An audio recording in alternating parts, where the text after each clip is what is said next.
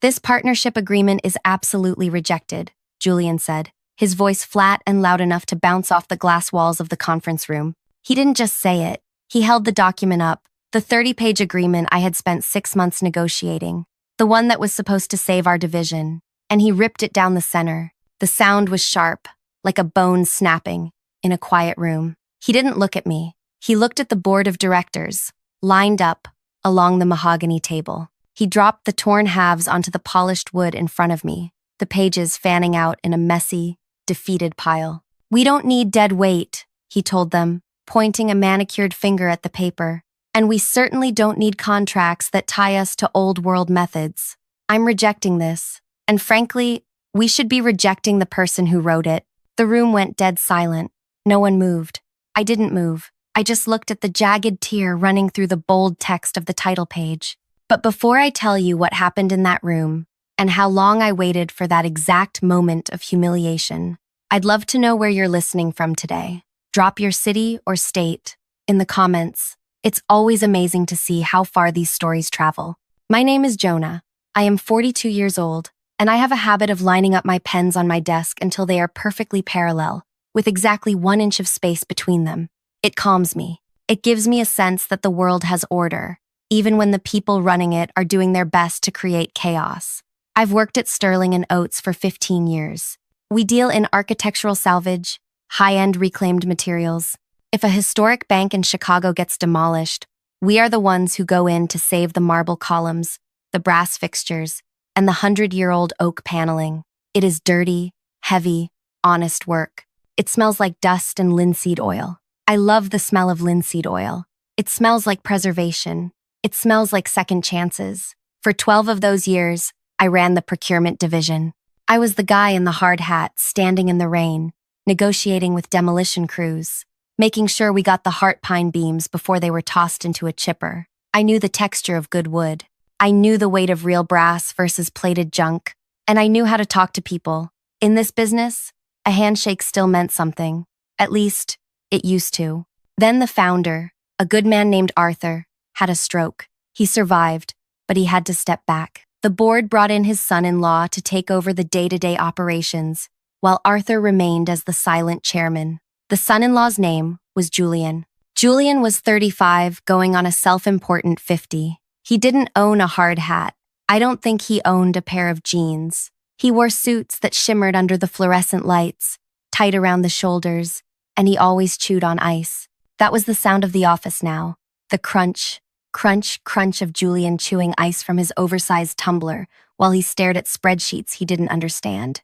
From the first day Julian walked onto the procurement floor, he looked at us like we were the debris. He didn't see the value in the relationships I had built. He saw numbers. He saw inefficiencies. "Why are we paying this hauler 3% more than the market rate?" he asked me in our first meeting. He didn't offer me a seat. He just stood by the window, looking out at the parking lot, crunching his ice. "Because he shows up at 4 a.m. on Sundays if we need him," I said, keeping my voice level. "And because he knows how to transport stained glass without cracking it. The market rate haulers break 20% of the inventory." Julian waved a hand, dismissing the words as if they were buzzing flies. "Get a cheaper hauler. We have insurance for breakage. It's a numbers game, Jonah. You need to stop thinking like a carpenter and start thinking like an executive." That was the beginning.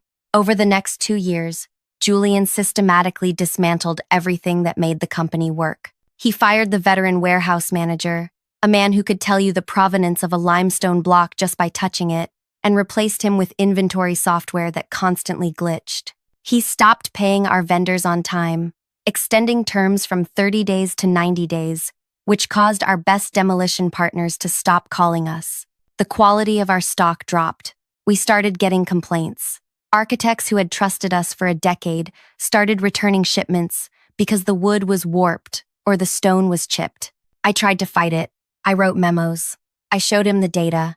I lined up my pens on my desk, took a deep breath, and walked into his office to explain that we were losing our reputation. "You're too emotional, Jonah," Julian would say, not looking up from his phone. "You're attached to the past. The industry is pivoting. We need volume. We need speed.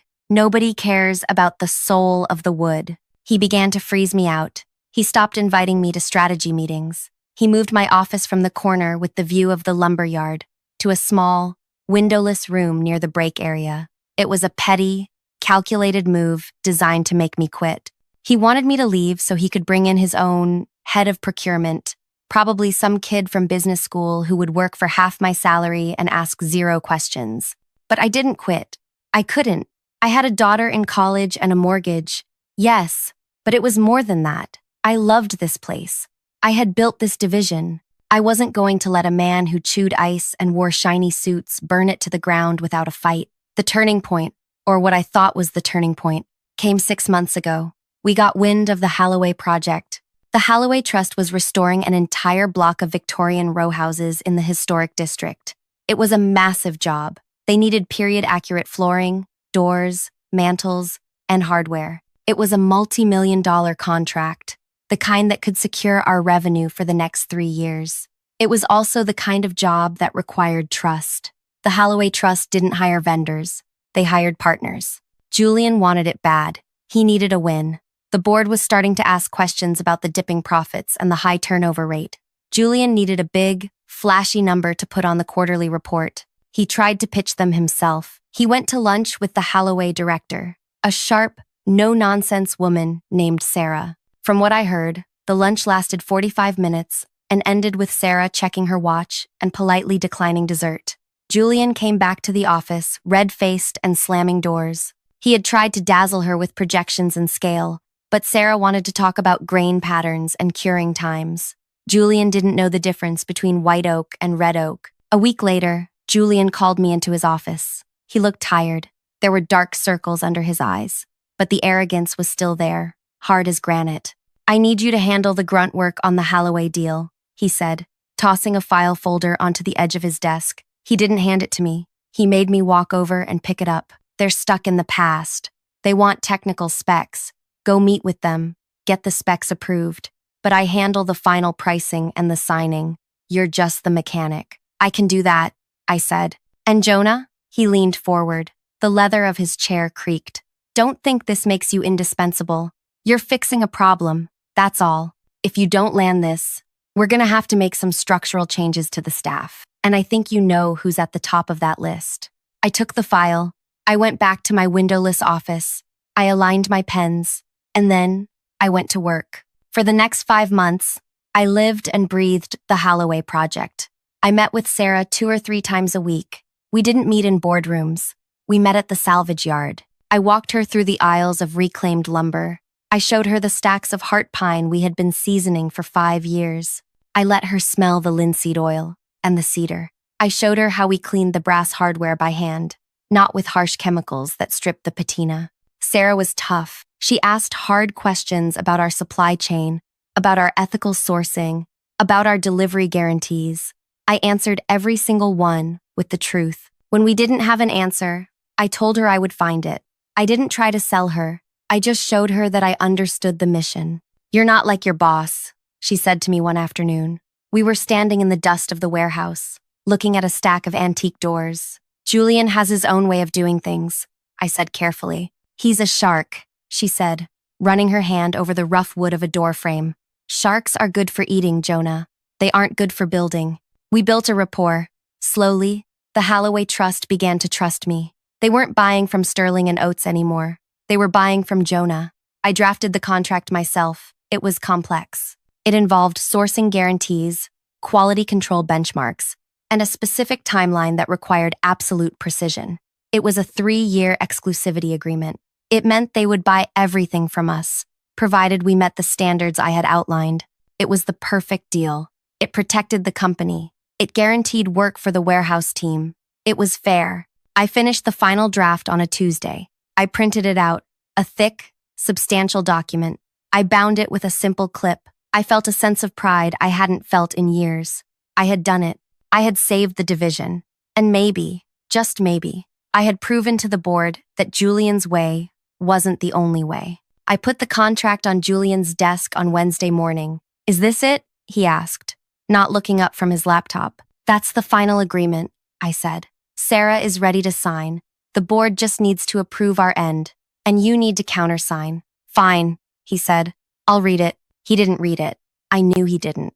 I watched his calendar. He was out playing golf Wednesday afternoon. Thursday, he was in meetings with his efficiency consultants. Friday morning was the board meeting where the vote would happen.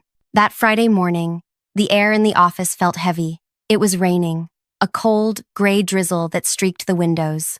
I arrived at 7 a.m. I checked the inventory one last time. I walked through the warehouse, nodding to the guys. They looked worried. Everyone knew that if the Holloway deal fell through, layoffs were coming. "Is it gonna happen, Jonah?" one of the forklift drivers asked me. "I did my part," I told him. "The rest is up to them." The board meeting was scheduled for 10 a.m. At 9:50, Julian's assistant, a nervous young woman named Chloe, came to my office. "He wants you in the room," she whispered. She looked pale. "In the boardroom?" I asked. Usually, I wasn't invited. "Yes," he said. "He said he wants you there to explain the technical limitations to the board." That phrase worried me. Technical limitations? There weren't any. I had solved them all. I grabbed my notebook. I made sure my pen was in my pocket. I walked down the long hallway to the executive wing. The carpet changed from gray industrial loops to plush navy blue. The air smelled different here, like cleaning products and stale coffee. No sawdust. I walked into the boardroom. The table was huge, an oval of dark cherry wood. Arthur, the chairman, was there. He sat at the head of the table. He looked frail, slumped slightly in his wheelchair, a blanket over his legs. He had suffered a second minor stroke a few months back and rarely spoke now. His eyes were open, but they looked watery and distant. It broke my heart to see him like that. He had built this company with his bare hands, and now he was just a figurehead, watching his son-in-law dismantle it. The other 6 board members were there, looking at their tablets, and Julian stood at the front of the room, near a projection screen. "Ah, Jonah," Julian said. He smiled. It wasn't a nice smile. It was the smile a predator gives before it bites. "Come in. Stand over there." He pointed to a spot against the wall, away from the table. Like I was a servant, I walked over and stood with my hands clasped behind my back. I felt the stone in my pocket, a small, polished piece of river rock I kept for stress. I rubbed my thumb over the smooth surface. "I've been reviewing the proposal Jonah put together for the Holloway Trust," Julian announced to the room. He picked up the document from the table. It was my draft. "And?" asked one of the board members. "A man named Sterling, no relation to the founder, just a coincidence. It's a major contract, Julian. We need this revenue." "We need revenue," Julian agreed. "But we don't need shackles." He turned to look at me, his eyes dead cold. "Jonah here has spent 6 months negotiating a deal that gives away the farm. I read the fine print last night. He was lying. He hadn't read it. Or if he had, he didn't understand it. He has agreed to quality standards that are impossible to meet without doubling our labor costs," Julian said, his voice rising. "He has agreed to penalties for late delivery that would bankrupt us. He has prioritized craftsmanship over profitability." I stepped forward. "Sir, that's not accurate. The pricing structure accounts for the extra labor. The margin is actually 3% higher than our standard because Holloway is paying a premium for the guarantee. It's all in Section 4. Julian's face tightened. He hated being corrected. "I know what's in Section 4, Jonah. I'm the one who has to sign the checks. You're just the one playing with wood blocks." He turned back to the board. "This contract creates a partnership where we are the servants. It locks up our inventory for 3 years for one client. It prevents us from pivoting to the new, lower-cost import materials I've been sourcing from overseas. It is a strategic dead end." He paused for effect. He looked at Arthur, the chairman, who was staring blankly at the table. Then, he looked at the rest of the board. "This leadership team is about the future," Julian said. "And this," he held up the document. "This is the past. That was when he did it. This partnership agreement is absolutely rejected," he said. He grabbed the thick stack of paper with both hands. It was heavy stock, hard to tear, but he put his back into it. He ripped it. Rip. The sound was violent. He tore through the signature line, through the terms, through the 6 months of my life I had poured into those pages. He threw the pieces on the table. They slid across the polished surface, one half stopping just inches from Arthur's hand. "I will not sign this," Julian declared. "I am going to call the Holloway Trust this afternoon and tell them that if they want to do business with Sterling and Oates, they do it on my terms, or they can go find some salvage yard in the dump." He turned to me. "And Jonah, Since you seem to be unable to understand the direction of this company, I think it's time we part ways. Pack your desk. You're done." The silence that followed was absolute. My heart hammered against my ribs. I felt the heat rising in my neck. I looked at the torn paper. I looked at Julian's smug, triumphant face. He had planned this. He wanted a public execution. He wanted to show the board that he was the alpha, that he could make the tough calls to cut the dead weight. I took a breath. I rubbed the stone in my pocket one last time. I didn't yell. I didn't beg. I didn't cry. "You're making a mistake, Julian," I said quietly. "The only mistake was keeping you on this long," he sneered. "Security will escort you out." I nodded slowly. I turned to leave. I reached for the door handle. "Wait." The voice was raspy, weak, but it cut through the room like a saw blade. It wasn't Julian. Everyone turned. Arthur, the chairman, was pushing himself up. His hands, shaking with tremors, were gripping the edge of the mahogany table. He wasn't looking at the table anymore. He was looking at Julian. And his eyes weren't watery or distant. They were sharp. They were burning. "Arthur?" Julian said, his voice faltering slightly. "Arthur, sit down. You don't need to worry about this.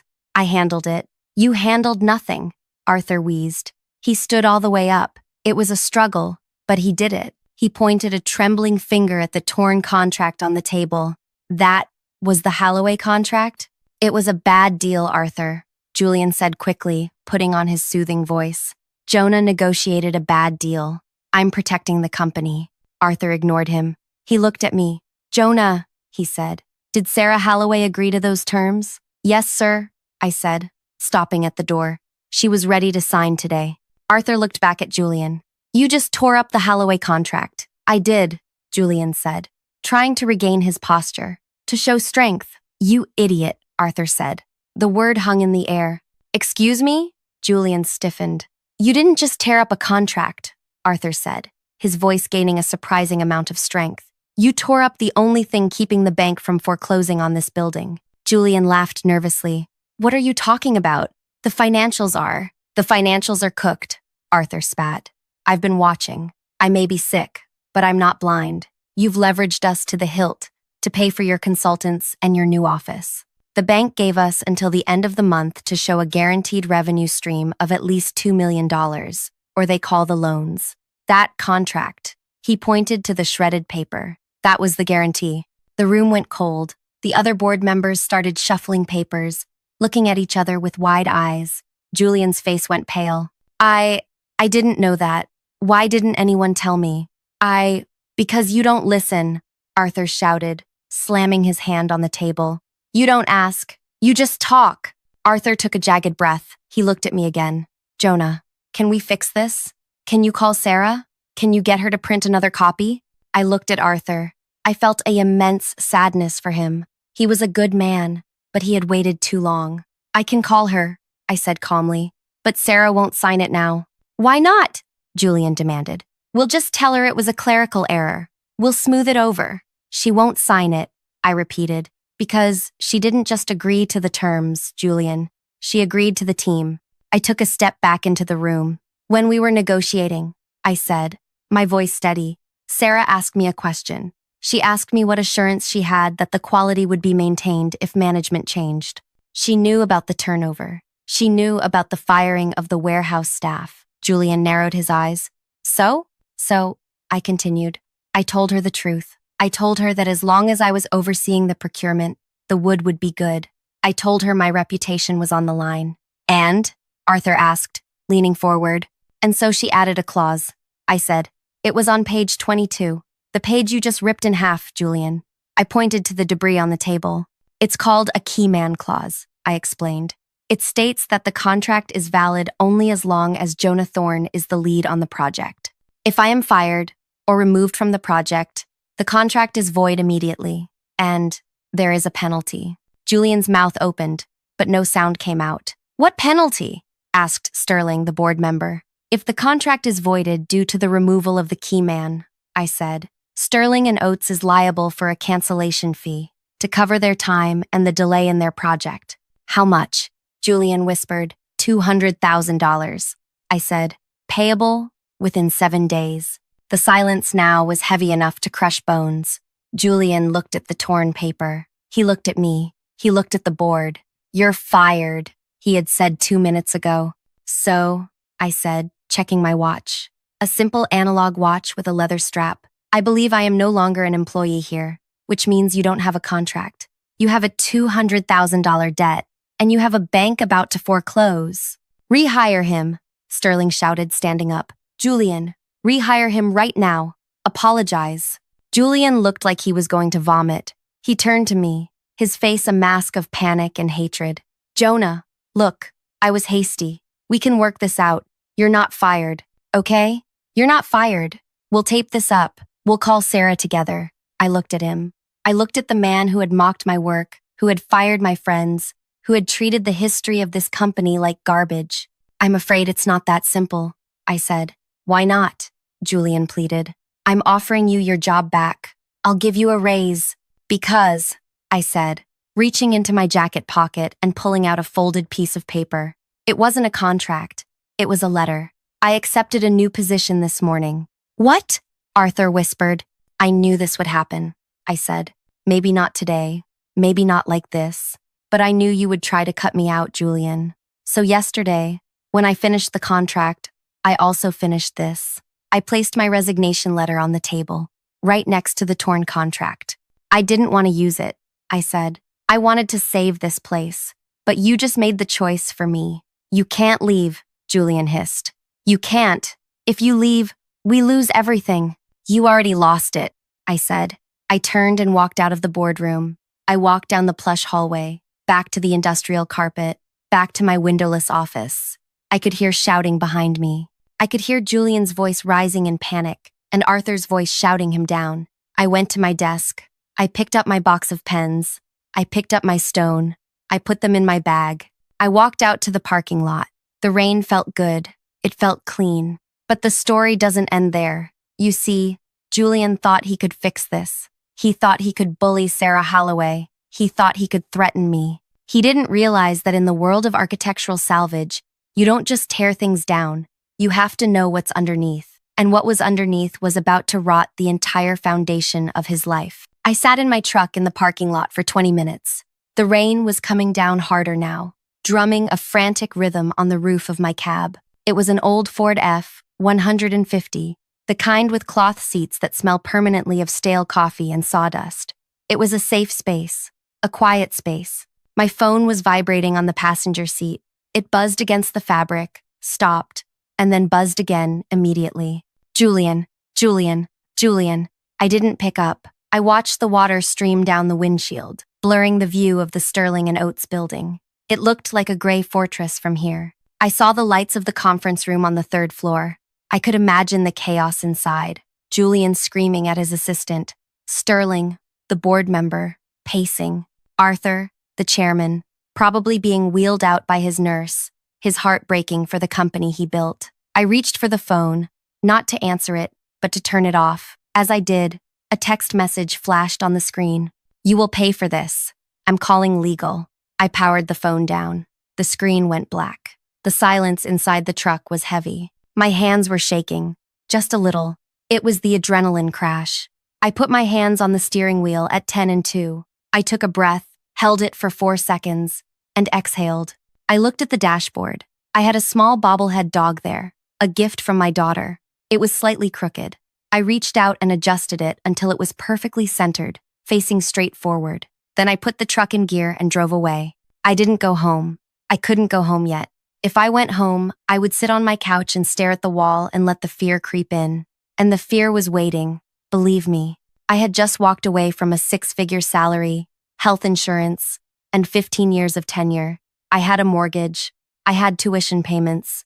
The bravado of the boardroom was gone, replaced by the cold, hard math of survival. I drove to the Holloway construction site. It was on the east side of the city, a block of Victorian row houses that currently looked like a skeleton. Scaffolding wrapped around the brick facades like bandages.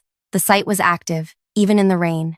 I could hear the high-pitched whine of circular saws and the heavy thud of dumpsters being loaded. I parked and walked to the site trailer. My boots sank into the mud.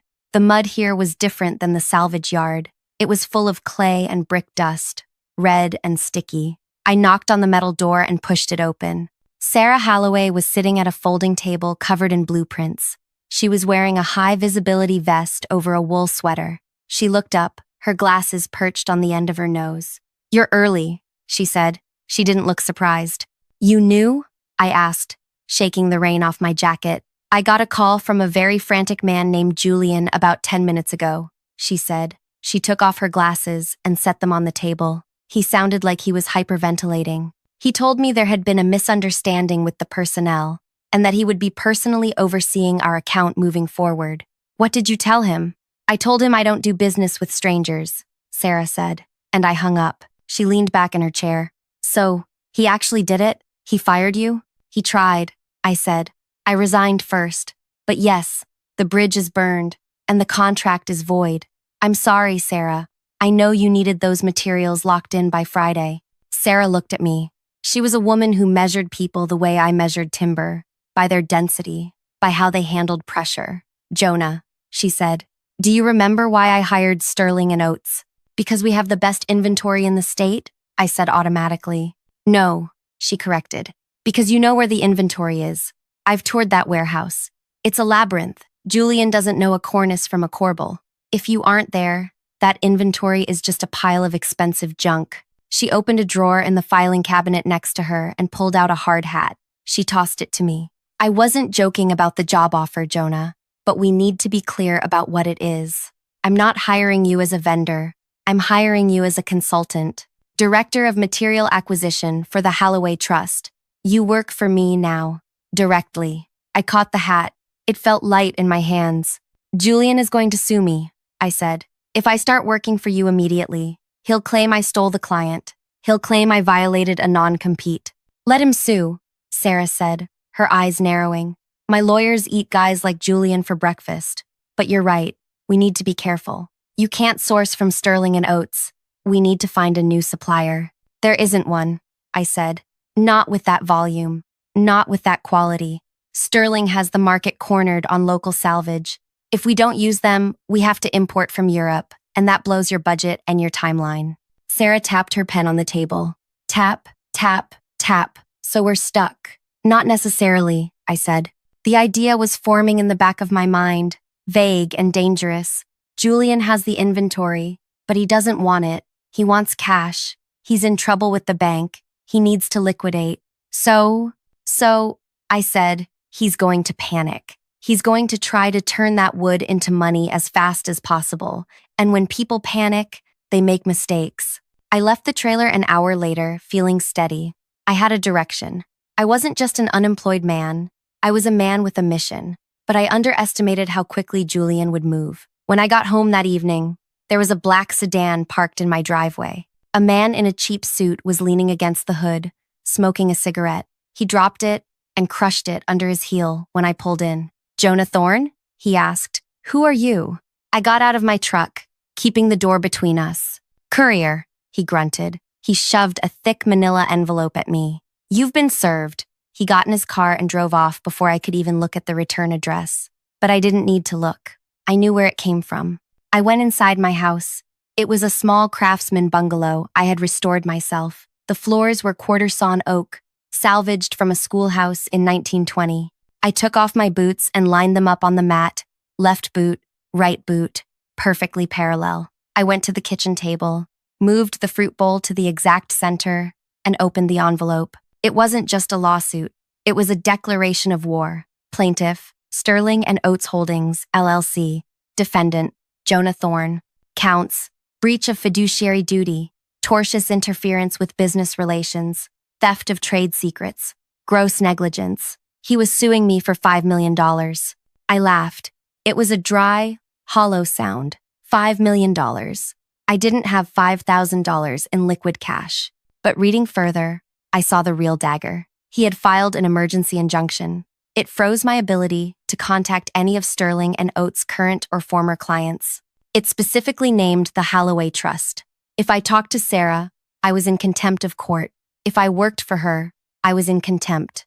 Julian wasn't just firing me, he was blockading me. He knew he couldn't beat me on quality, so he was using the law to starve me out. He wanted me to come crawling back, or he wanted me destroyed.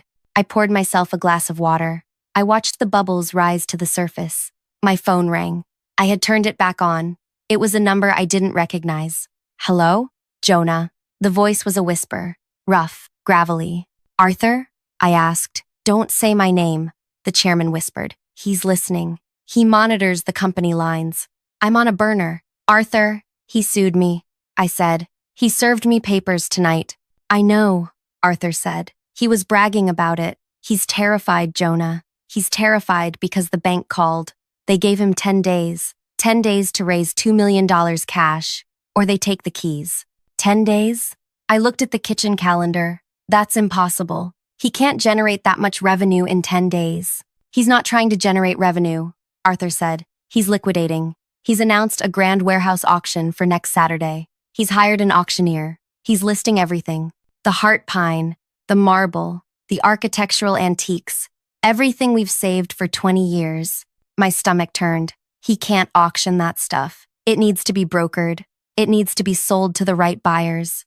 If he auctions it, he'll get pennies on the dollar. He doesn't care, Arthur wheezed. He just needs the cash fast. He's going to sell 100 years of history for firewood prices just to cover his own mismanagement. I closed my eyes. I could see the warehouse in my mind, the smell of the cedar, the stacks of antique doors, each one unique. Julian was going to let people come in and pick it over like vultures. Jonah, Arthur said, you have to stop him. I can't, I said. I have an injunction. I can't step foot on the property. I can't talk to clients. If I show up, he'll have me arrested. You don't have to show up as an employee, Arthur said. It's a public auction, Jonah. Anyone can attend, even you. I don't have the money to buy anything, Arthur. I can't save the inventory. You don't need money, Arthur said. His voice dropped lower, becoming intense. You need the truth. Listen to me carefully. In my office, the old office, behind the portrait of the original foundry, there is a safe. I know the safe, I said. Julian had it drilled open the first week he arrived. It's empty. The main compartment is empty, Arthur said. But there is a false bottom. Julian never looks deeper than the surface. You know that. I gripped the phone tighter. What's in the false bottom? The blue ledger, Arthur said. I froze. The blue ledger was a myth. The guys in the warehouse used to joke about it. It was rumored to be Arthur's personal catalog of every single item that had ever entered the warehouse, its true provenance, its appraisal value, and, most importantly, where it came from. It exists? I asked.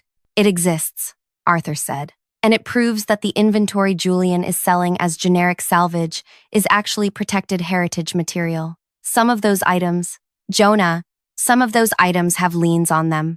We hold them in trust for historical societies. We don't own them outright. We just store them. If he sells items we don't own, it's fraud, Arthur said. Federal fraud. But no one knows those items are restricted except me, and I can't get there. The digital records were wiped when Julian switched systems. The blue ledger is the only proof. If I can get that ledger, I said, I can prove the auction is illegal. Yes, Arthur said, but you have to get it before the auction starts, or during it. Once those items are sold, the evidence is gone. He'll have security everywhere, I said. He'll be watching for me. Then don't be seen, Arthur said. You know that building better than the architect who designed it. You spent 12 years walking the catwalks. Arthur, I said, this is burglary. It's recovery, Arthur corrected. Save my company, Jonah. Please. The line went dead. I put the phone down on the table. I lined it up with the envelope, parallel. I stood there for a long time. The rain was still hammering against the roof. I thought about the injunction. I thought about the $5 million lawsuit. I thought about Julian's smile when he tore up my contract. He thought he had stripped me of everything. He thought that by taking away my title, my office, and my salary, he had made me powerless. But he had forgotten one thing. I wasn't a suit. I was a worker. I knew how things were built, and I knew how to take them apart. The next morning, I didn't call a lawyer. I called Ben. Ben was the forklift driver Julian hadn't fired yet, mostly because Ben was the only one who knew how to operate the antique diesel lift that could handle the heaviest beams. Ben was loyal. Ben had a mortgage too, so he kept his head down, but he hated Julian with a quiet, burning intensity. We met at a diner 3 towns over, away from prying eyes. Ben looked tired. He had sawdust in his eyebrows. It's a madhouse, Jonah, Ben said, dunking his toast in his coffee. He's got a crew of temps coming in tomorrow to tag everything. They're slapping stickers on 18th century mantles like they're selling used lawnmowers. He's pricing the heart pine at $2 a foot. $2. That wood is worth 12, I said quietly. I know, Ben said. It makes me sick. He's got the auction set for Saturday at noon. He's invited every liquidator and scavenger in the tri-state area. Security? I asked. Heavy, Ben said. He hired private security. 2 guys at the gate, 2 roaming the floor, and he told them specifically to look out for you. He put your picture up in the guard shack, Jonah. Do not admit. I need to get into Arthur's office, I said. Ben shook his head. Impossible. Arthur's office is locked. Julian has the only key, and the hallway has a camera now. There's no camera in the ventilation shaft above the molding room, I said. Ben paused. He looked at me, toast halfway to his mouth. You're crazy. That shaft hasn't been opened since the 90s. I cleaned it out myself in 2010, I said. It runs right over the executive wing. It vents out on the roof near the cooling tower. You want to crawl through the vents? Ben whispered. You're 6'2", Jonah. I fit, I said, but I need you to unlock the roof access hatch. It's rusted shut. You need to go up there and grease it. Can you do that?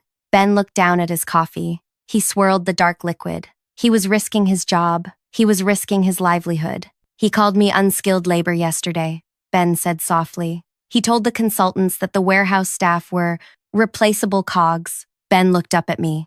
I'll grease the hatch. When are you going in? Saturday, I said, during the auction.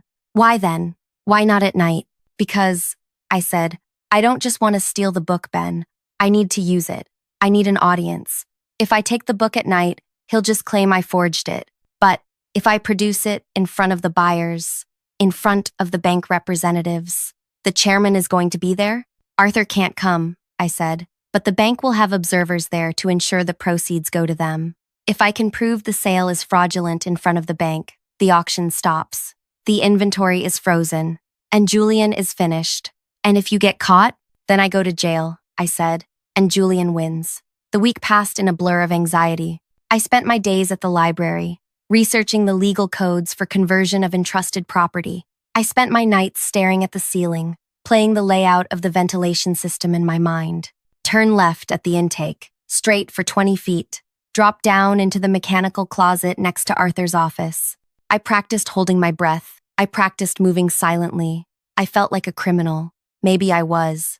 But every time I felt a pang of doubt, I remembered the sound of that contract tearing. I remembered the disrespect. Not just to me, but to the work, to the history. Saturday morning arrived cold and bright.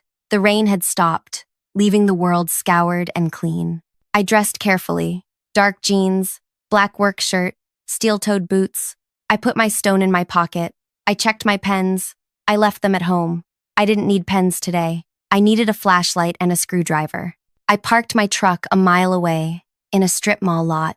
I walked the rest of the way, cutting through the woods that bordered the lumber yard. I could hear the auction before I saw it, the amplified voice of the auctioneer booming over the PA system.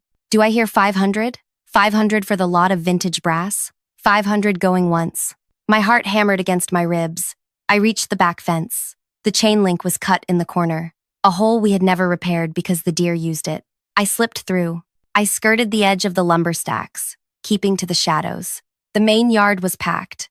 There were hundreds of people, pickups, trailers, flatbeds, men in flannel shirts examining the wood, city developers in sleek coats looking for bargains, and Julian. I saw him standing on a raised platform near the loading dock. He was wearing a new suit, a light gray one. He was holding a microphone, beaming. He looked like a king, surveying his kingdom. He was crunching ice from a cup. I could see the motion of his jaw from 50 yards away. He had no idea that the ground beneath him was about to open up. I circled around to the back of the main building, the fire escape. It was rusted, but solid. I climbed up, rung by rung, the cold metal biting into my palms. I reached the roof. It was flat, covered in gravel. I crouched low, moving toward the cooling tower. There was the hatch. I reached for the handle. If Ben had chickened out, if it was still rusted shut, this was over. I gripped the iron wheel. I turned. It moved, smooth as silk. It had been greased with heavy industrial lubricant. Thank you, Ben. I opened the hatch and stared down into the darkness. The smell of dust and old air hit me. It was the smell of the building's lungs. I lowered myself in. I crawled. It was tight. The metal screws of the ductwork snagged my clothes. It was hot. I could hear the auctioneer's voice vibrating through the metal walls. A muffled drone. Sold. To the gentleman in the red hat. Next item. I counted the turns. Left, straight, right. I reached the grate that looked down into Arthur's office. I peered through the slats. The office was dark, empty. The heavy velvet curtains were drawn. I used my screwdriver to undo the corners of the grate. 1, 2, 3, 4. I lowered the grate down onto the carpet. Then I dropped. I landed silently. I was in. I stood up and scanned the room. It was exactly as Arthur had left it, except for the dust, the massive desk, the oil paintings. And there, behind the portrait of the original foundry, the wall, safe. I walked over. I moved the painting. The safe door was ajar, the lock drilled out, just as Arthur said. I opened it. The main compartment was empty. I ran my hand along the bottom metal plate. It felt solid. I pressed in the corners. Nothing. Panic. Had Arthur imagined it? Was his memory failing? Julian never looks deeper than the surface, he had said. I looked closer. There was a tiny lip of metal near the hinge. Not a button, a slide. I pushed the slide to the left. Click. The bottom plate popped up. My heart stopped. Lying in the recess, wrapped in oilcloth, was a book. It was thick, bound in blue leather, the spine cracked with age. The blue ledger. I pulled it out. It was heavy. I opened it. Page 1. 1,890. White oak beams. Sourced from St. Jude's Cathedral. Provenance. Verified. Restriction. Historical Trust Lien. Page 2. 1,910. Marble facade. Sourced from First National Bank. Restriction. City Heritage Loan. It was all there. Every item. Every restriction. And Julian was selling it all right now. I closed the book. I had the weapon. Now I just had to walk into the lion's den and fire it. I went to the office door. I cracked it open. The hallway was empty. The auction was happening in the main warehouse floor, down the hall and through the double doors. I took a deep breath. I smoothed my shirt. I gripped the ledger in my right hand. I walked down the hall. I could hear Julian's voice now. He had taken the microphone from the auctioneer. Ladies and gentlemen, Julian was booming. We have a special treat coming up next. Lot 400, the collection of stained glass from the old library. We're starting the bidding at a very aggressive price. I pushed open the double doors to the warehouse floor. The light was blinding for a second. The noise was deafening. I walked out onto the mezzanine, the metal walkway that overlooked the entire warehouse floor. I was 20 feet above them. "Excuse me," I shouted. My voice wasn't amplified, but it was loud. I had spent 12 years shouting over saw blades. It carried. Heads turned. 500 people looked up. Julian looked up. He squinted against the lights. When he saw me, his smile vanished. He dropped his cup of ice. "Security!" Julian screamed into the microphone. "Security! Get him! That man is trespassing!" 2 large men in uniforms started running toward the stairs. I held the blue ledger high in the air. "This auction is fraud," I yelled. The crowd murmured. The auctioneer froze. "Don't listen to him," Julian yelled, his voice cracking. "He's a disgruntled ex-employee. Arrest him. This is the master inventory ledger," I shouted, my voice echoing off the steel beams. "The items in Lot 400 do not belong to Sterling and Oates. They are property of the City Heritage Trust. If you buy them, you are buying stolen goods." The room went silent. The buyers looked at each other. The bank representatives, 3 men in dark suits standing near the front, stiffened. "He's lying!" Julian shrieked. "Get him off the walkway!" The security guards were pounding up the metal stairs. I could feel the vibration of their boots. I had maybe 10 seconds before they reached me. I looked down at the bank representatives. I made eye contact with the lead banker. "Check the provenance," I yelled. "Ask him for the provenance papers. He doesn't have them." I threw the book. It wasn't a reckless throw. It was calculated. I tossed the heavy blue leather book over the railing. It spun through the air, heavy with truth. It landed with a massive thud right at the feet of the lead banker. The banker looked at the book. He looked at Julian. He looked at me. Then, he bent down and picked it up. The security guards reached me. They grabbed my arms, pinning them behind my back. They slammed me against the railing. "You're done, Jonah," Julian shouted from the stage, his face purple. "Take him out. Call the police." But the banker wasn't looking at me. He was opening the book. He flipped a page. He looked at the stained glass stacked on the pallets. He looked at the book again. He closed the book. He looked up at the auctioneer. "Stop the sale," the banker said. His voice was calm, but he had a microphone on his lapel. It boomed through the speakers. "What?" Julian stammered. "I said stop the sale," the banker repeated. He walked toward the stage, clutching the blue ledger. "We need to have a conversation, Mr. Sterling. Right now." Julian looked at the banker. He looked at the crowd, who were now pulling out their phones, recording. He looked at me, pinned against the railing high above him. For the first time ever, I saw Julian forget to chew his ice. He looked small. The security guard twisted my arm. "Let's go, buddy. You're going for a ride." "That's fine," I said, watching Julian's world crumble. I love a good ride. The handcuffs were tight. That was the first thing I noticed. Not the pain, but the cold, specific pressure of steel against the radius bone of my wrist. The security guards didn't treat me gently. They hauled me down the metal stairs, my boots skidding on the diamond plate steps. They marched me past the stunned crowd, past the pallets of stained glass, past the rows of heart pine I had spent a decade curing. I didn't look at the crowd. I looked at the floor. I saw the sawdust.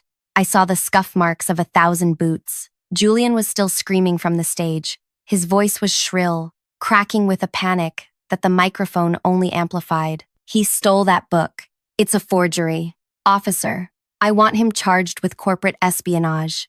I want him charged with assault." The police had arrived. 2 officers in rain-slicked uniforms were waiting at the bottom of the stairs.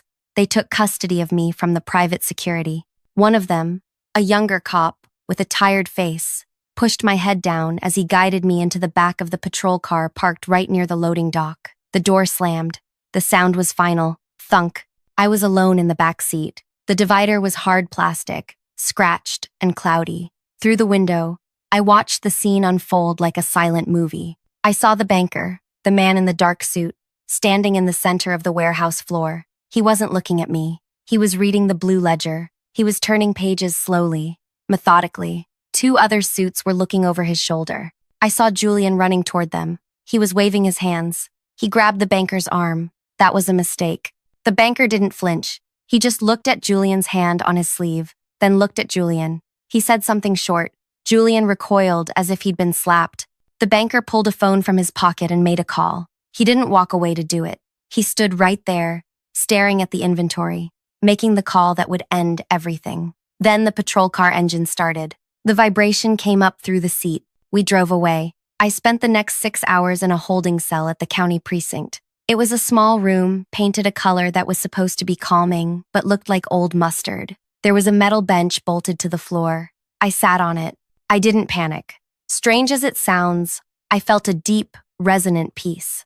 I had done the thing. I had thrown the truth into the machinery. Whatever happened to me now, jail, fines, a criminal record, it was worth it to stop the erasure of that history. I focused on the wall opposite me. The cinder blocks were painted over, but I could see the lines of mortar underneath. I counted them. 12 rows, 8 blocks per row, 96 blocks. Order, structure. At 7 p.m., the heavy door buzzed and clicked open. "Thorne," the desk sergeant called out. "You're free to go." I stood up, my knees stiff. "Free?" "Charges were dropped," he said, not looking up from his paperwork. "The complainant withdrew his standing, and your bail was posted." "By who?" "By me." I looked past the sergeant. Standing in the fluorescent glare of the hallway was Sarah Holloway. She was still wearing her high-visibility vest, but she looked immaculate, like she owned the police station. We walked out into the night.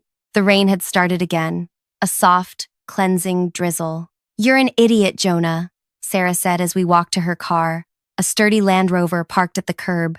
"I know," I said. "Don't thank me yet," she said. "My lawyer is currently in a shouting match with the district attorney to make sure the trespassing charge stays buried. But we have leverage." "What leverage?" We got into the car. Sarah turned on the heater. It blasted warm air against my cold hands. "The bank," she said. "The man you threw the book at? That was David Vance. He's the vice president of commercial risk for First City Bank. He called me an hour ago." "Why did he call you?" "Because your name is all over the blue ledger," she said. Arthur kept meticulous notes. Inspected by Jonah Thorne. Verified by Jonah Thorne. Vance realized that you were the only person who actually knew what the hell any of that stuff was. He realized that if he prosecuted you, he'd be throwing away the only asset guide he has. She put the car in gear. "Sterling and Oates is in receivership, Jonah. As of 4 p.m. today, the bank seized the building. They seized the inventory. They seized the accounts." "And Julian?" I asked. Sarah didn't answer immediately. She merged onto the highway, the wipers rhythmic and steady.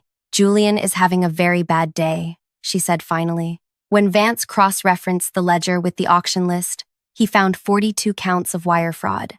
Selling restricted assets across state lines is a federal offense. The FBI arrived at the warehouse while you were being booked. I looked out the window at the passing streetlights. I felt a weight lift off my chest, a weight I hadn't realized I'd been carrying for years. "What about Arthur?" I asked. "Arthur is fine," she said. "He's at home. He's the one who told the bank where to look for the digital backups Julian thought he deleted. Arthur's mind is sharper than anyone gave him credit for." She glanced at me. "So, you're unemployed. You have a pending lawsuit that is likely moot, but still annoying. And you have a reputation as a whistleblower who throws heavy objects at bankers." "That sounds about right," I said. "Good," Sarah said. "Then you can start Monday." "Start what?" "The Halloway project," she said. "I still need floors, Jonah. And now, the bank has a warehouse full of them that they have no idea how to sell. They're going to need a broker to liquidate the assets legally and ethically to pay off the debt.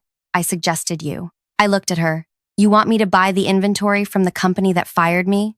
"No," she smiled. "I want you to manage the sale. You'll be working for the bank, technically. You'll ensure the restricted items go back to the trusts, and the sellable items go to the buyers who respect them. Like me." I sat back in the seat. I watched the rain streak the glass. It took 3 months to untangle the mess. The lawsuit against me was dismissed with prejudice 3 days later. It's hard for a plaintiff to sue for interference when the plaintiff is currently under indictment for grand larceny and fraud. I returned to the Sterling and Oates building on a Tuesday morning. The sign out front was gone, removed by the bank. The windows were papered over. I wasn't an employee anymore. I was an independent asset manager, hired by First City Bank. I had the keys. I unlocked the front door. The air inside was stale. It smelled of neglect, but underneath that, faintly, I could still smell the cedar and the pine, the smell of the work. I walked through the empty offices. Julian's office had been cleared out by the authorities. His desk was bare, except for a coffee stain on the leather blotter. The expensive ergonomic chair was overturned. I set it upright. I didn't sit in it. I didn't want to. I went to the warehouse. Ben was there. The bank had agreed to keep the warehouse staff on, to help with the cataloging. When I walked onto the floor, the sound of boots on concrete stopped. Ben looked up from a clipboard. He grinned. He didn't say anything. He just nodded, then went back to checking a crate of hinges. The other guys nodded too. A quiet acknowledgement. The hierarchy of respect had been restored. I spent the next 6 weeks organizing the liquidation. It wasn't an auction. It was a curation. I called the architects and the restorers I had known for 15 years. I told them the truth. The company was gone, but the wood was safe. We returned the stained glass to the Historical Society. We returned the marble to the City Trust. And the rest, the white oak, the heart pine, the brass fixtures, we sold at fair market value. The Halloway Trust bought the flooring. Sarah got her materials. The bank got their money. And Julian got his consequences. I didn't go to the trial. I didn't need to see him in handcuffs. I didn't need to see him weep or make excuses. I read about it in the paper, like everyone else. He took a plea deal, 5 years in federal prison for fraud and embezzlement. It turns out the key man clause I had written into the Halloway contract, the one he tore up, became a central piece of evidence. The prosecution used my draft to prove that Julian knew the value of the relationships he was destroying, and that his actions were calculated negligence. The document he tried to destroy ended up being the paper trail that convicted him. But the real ending of this story isn't about courtrooms or prison sentences. It's about a specific Tuesday afternoon, the day we closed the warehouse for the last time. The building had been sold to a logistics company. They were going to gut it, turn it into a distribution center for online retail. The history was leaving the building. I was the last one there. I did a final sweep. I walked the catwalks. I checked the ventilation shaft one last time, just to be sure. I ended up in the small, windowless office near the break room. My old office. It was empty. My desk was still there, scratched and worn. I reached into my pocket. I pulled out my stone, the smooth river rock. I placed it on the desk. Then I reached into my bag. I took out 3 pens. I laid them on the desk. I nudged them with my finger. Tap, tap, tap. They were perfectly parallel, 1 inch apart. I stood there for a minute, looking at them. I thought about the fear I had felt when Julian tore that paper. I thought about the anger, and I realized that the anger was gone. It had been replaced by something sturdier. I had lost my job, yes.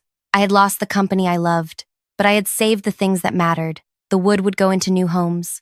The brass would shine on new doors. The history would survive. I wasn't a head of procurement anymore. I was just Jonah. And for the first time in a long time, that felt like enough. I picked up the pens. I picked up the stone. I walked out of the office and turned off the lights. Outside, a car was waiting. It wasn't a police car. It wasn't a lawyer's sedan. It was a vintage 1965 Mercedes convertible, cherry red. The top was down, despite the chill in the air. Arthur was in the passenger seat. He looked frail, wrapped in a thick wool coat and a scarf, but he was smiling. He wasn't driving. His tremors were too bad for that. "Get in," Arthur rasped. I climbed into the driver's seat. The leather was soft and cracked with age. It smelled of real leather, not the synthetic stuff in Julian's office. "Where to, Chairman?" I asked. Arthur looked back at the empty warehouse. He raised a shaking hand and gave it a small, dismissive wave. "Forward, Jonah," he said. "Just forward." I put the car in gear. We drove out of the parking lot, leaving the empty shell of Sterling and Oates behind us. We drove toward the city, where the scaffolding was coming down on the Halloway project, revealing the beautiful, restored brickwork underneath. We didn't talk. We didn't need to. We just drove, 2 men who knew the value of things that last, listening to the hum of a well-maintained engine and the sound of the wind rushing past us. Thank you for listening to my story. If you've ever had to stand up for your work against someone who didn't understand its value, hit that like button and subscribe. It helps us share more stories like this one.